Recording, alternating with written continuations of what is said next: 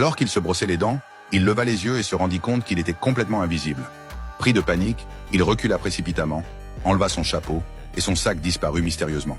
En courant vers le miroir, il s'aperçut que même ses longues jambes avaient disparu. Il se hâta de retirer son peignoir, mais il n'avait rien sous ses vêtements. À ce moment-là, sa mère entra et l'appela pour manger. Le garçon, totalement affolé, se cacha rapidement. Sa mère chercha partout sans le trouver, mais c'est le chien de la maison, sentant une odeur familière, qui aboya bruyamment. En se retournant, elle aperçut effectivement une forme invisible, presque imperceptible. Le garçon s'appelait Mickey.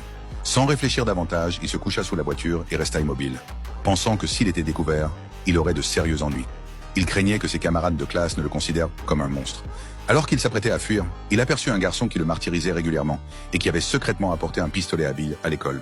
Mickey eut l'idée d'utiliser son pouvoir d'invisibilité pour lui donner une leçon. Il ôta tous ses vêtements derrière la voiture, puis se dirigea en toute confiance vers la salle de classe. Le professeur écrivait au tableau quand Mickey, attrapant le pistolet à billes, tira une balle qui fit un bruit sur le tableau, avant de le lancer rapidement vers le garçon moqueur. Plus tard, pendant un match de ballon avec un autre élève, Mickey fit exprès de déranger le jeu. Enfin, il compléta son devoir en inscrivant les réponses exactes. Mais cela ne s'arrêta pas là. En voyant un groupe de filles courir, Mickey eut une idée audacieuse.